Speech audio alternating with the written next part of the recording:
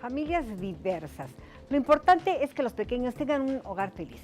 Y para continuar en Ciudad Abierta, conozcamos qué sucede con la adopción igualitaria en el DIF de la Ciudad de México.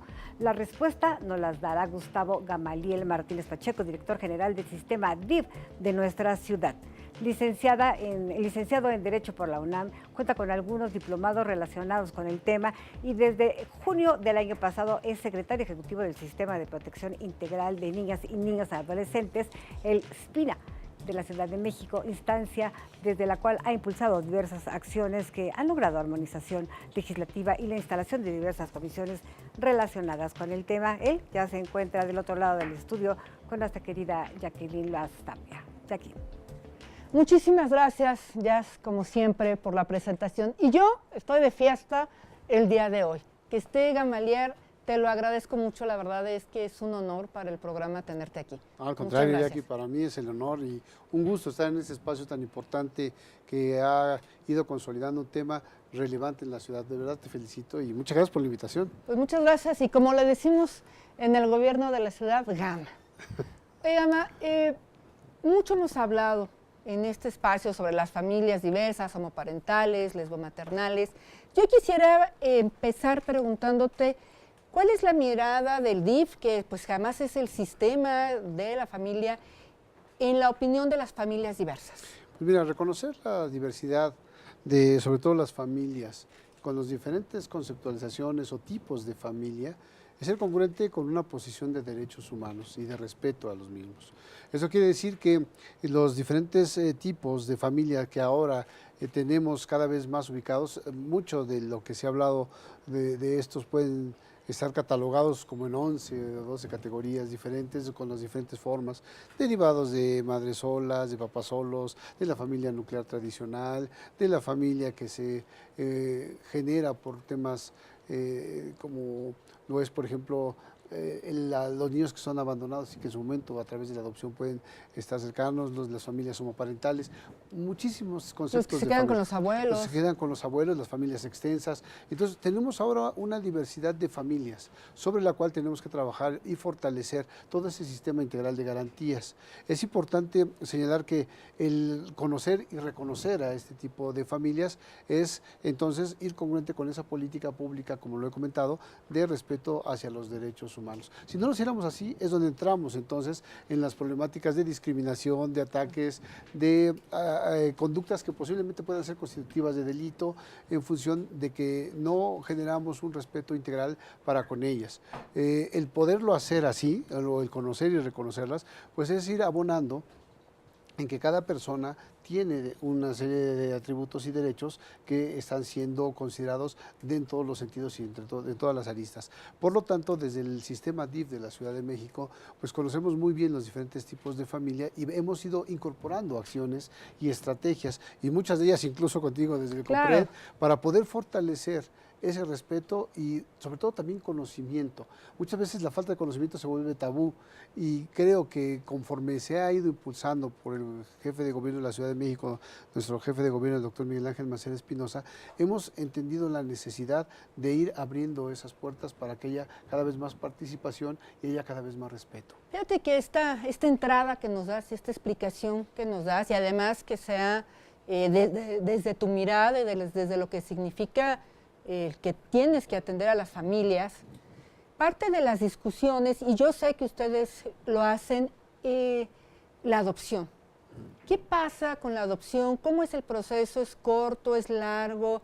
¿Es difícil? ¿Es diferente para cada tipo de familia? Y además yo quiero lanzarte como también otro cuestionamiento. Muchos, y ustedes lo saben muy bien, estos grupos pro familia han cuestionado muchísimo las familias homoparentales o lesbomaternales, que es necesario que un niño y una niña tengan una mamá y un papá. Pero, sácame del error, pero desde hace muchos años en esta ciudad una mujer sola puede adoptar a un niño y un hombre también, es decir, rompemos con ese esquema de necesariamente papá y mamá, y ahí sí no se opusieron, pero el prejuicio sí entró cuando eran familias homoparentales o lesbomaternales. ¿Cuál es el proceso? Mira, el proceso es común a todos. El Código Civil determina la ruta a seguir para poder adoptar a un niño o una menor de edad. Esto aplica para las madres solas, para los papás solos, para las familias homoparentales, para todos por igual. En el sistema DIP, quiero compartirte, mire, sacamos un documento que tu servidor formalizó a partir de 2016, que generamos lineamientos que establecen el procedimiento administrativo de adopción de niñas, niños y adolescentes que se encuentran bajo la tutela del Sistema para el Desarrollo Integral de la Familia. ¿Qué significa esto? Cuando nosotros tenemos niños o niñas que nos remite la Procuraduría General de Justicia de la Ciudad de México, tenemos que generar toda una estrategia integral porque la tutela la deviene por disposición de ley, la tiene el sistema DIF. A ver, vámonos despacito. Entonces, hay un niño o una niña abandonada O que tiene alguna complicación familiar. Y la Procuraduría los se pone las remite a ustedes. a nosotros. ¿Y qué hacen ustedes? Nosotros tenemos la tutela por disposición de ley, pero tenemos que identificar a la vez que ese niño puede estar en el seno familiar. De manera inmediata nos abocamos a identificar si existe alguna familia extensa, tío, abuelitos, que puedan ser idóneos para que estén bajo su cuidado y la tutela de ellos. Entonces, lo primero que haces es buscarle si tiene dentro del seno familiar. Del seno familiar, para que se haga cargo de él y de ella. Así es. Para nosotros lo más importante es que los niños y las niñas se encuentren dentro de la familia. Y si eso no sucede, no hay nadie o no quieren. Entonces nosotros pues tenemos que iniciar un procedimiento de adopción donde participamos para que podamos entonces identificar a los candidatos de las familias que en su momento estén en aptitud de hacerlo, de los interesados, digamos. Porque hay casos en los que hemos tenido en la ciudad en donde una madre sola, una persona sola, una mujer, adoptó a un niño con discapacidad. ¡Wow! Entonces, aquí siguió todo un proceso en donde entran valoraciones psicológicas, económicas. Tenemos que conocer que tenga una conducta intachable, probada. Oye, ¿y se le pide un ingreso determinado al mes? Bueno, que al menos pueda mantenerse él y a una persona más. Claro. Esa parte es relevante, que bueno que hace esa pregunta, porque aquí lo que estamos buscando es qué familia es la más adecuada para el niño, no en su momento que el niño le guste a la familia. A ver, yo me quiero detener aquí.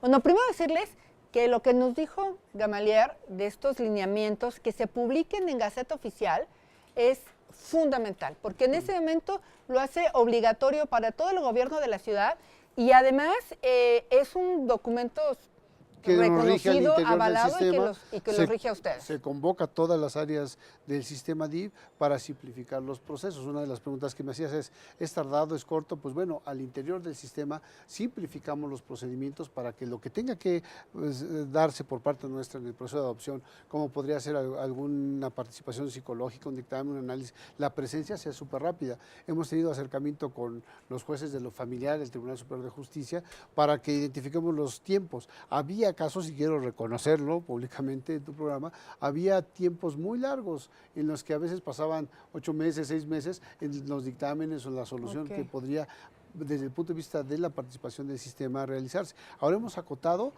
en un primer momento fueron 4 meses, después 2 meses, ahora súper rápido, 1 mes tenemos nosotros resuelta esa participación para agilizar el proceso ante el Tribunal Superior de Justicia. Entonces tenemos un documento oficial que nos dice el cómo, quién es el responsable, pero además los tiempos son ágiles y son cuidados, pero tú dijiste algo fundamental y me quiero detener aquí. Dijiste, nosotros buscamos la mejor familia para ese niño y esa niña. Eso significa que no es por orden de salida, o sea, que no es que yo llegue al DIF, tome mi ticket y me tocó el volante 3 y entonces voy en el turno 3 y cuando llegue al 3 tú me vas a asignar un niño. Escojo y digo, ese me gusta y me lo llevo. No pasa así. No, Cuéntanos. Porque nosotros tenemos que generar un acercamiento. Primero, tiene que haber una serie de convivencias, de empatía, ver cómo reacciona el niño, cómo reaccionan los solicitantes, los futuros adoptantes, para que una vez realizados los estudios, de psicología, los estudios socioeconómicos, los estudios médicos, el identificar que tiene la edad superior y suficiente para que pueda adoptar, no que sea mayor de edad, sino que le lleve mínimo el tiempo de mayor edad al niño o niña que se va a adoptar, que incluso ahí quiero compartir otra cosa. Se tiene un tabú en el sentido que solamente se quieren niños recién nacidos y menos de 3 años. No, hemos adoptado niños ya preadolescentes en el sistema. Entonces, quiere decir que hay familias que cumplen con los requisitos que de acuerdo a los análisis hemos determinado que son las más acordes y por eso realizamos todo el procedimiento lo más rápido dentro de nuestra cancha y sobre todo en el acercamiento del tribunal para que puedan acercarse. El tema que quizás es el interesante aquí es, ¿una persona, una familia homoparental puede adoptar? Sí, claro. ¿Cómo lo vemos nosotros? Como una familia, como una universidad más dentro de todos los tipos de familia que hay. No debe haber un tabú por eso. Existen, como ya lo dije, diferentes conceptualizaciones, claro, diferentes tipos de familia, y al estar reconociendo los derechos de las personas, estamos también reconociendo los derechos que tienen ese tipo de familias. Quiero darte un dato que no lo he comentado en ningún medio de comunicación, que lo va a dar a ti. A ver, ahí está. En 2016 tuvimos número de acogimiento acogimientos adoptivos con familias homoparentales. En 2016 tuvimos 2 familias que lo solicitaron con 2 niños, uno cada quien. Sí, sí. Y en 2017, 4. Quiere decir que ahorita se está abriendo el abanico para que más interesados en las familias homoparentales se acerquen.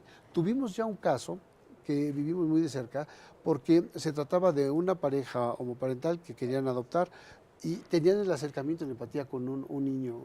El asunto es que tenían un hermanito, claro, y al final de cuentas optaron por tener a los 2 dentro del seno familiar para no separarlos. Claro. Entonces quiere decir que aparte de cumplir con todos los requisitos por disposición de ley, también abrieron esa familia para un miembro más, aparte de que querían adoptar. Entonces esto está demostrando un interés importante. Pues ahí lo tenemos, ahí tenemos toda la información escuchada por quien verdaderamente sabe de esto. Yo, Gamaliel, te agradezco muchísimo que nos hubieras acompañado el día de hoy. El tiempo se va volando siempre en televisión, pero te lo agradezco mucho. Para los que interesen, una guía para el uso del lenguaje inclusivo desde un enfoque de derechos humanos con perspectiva de género.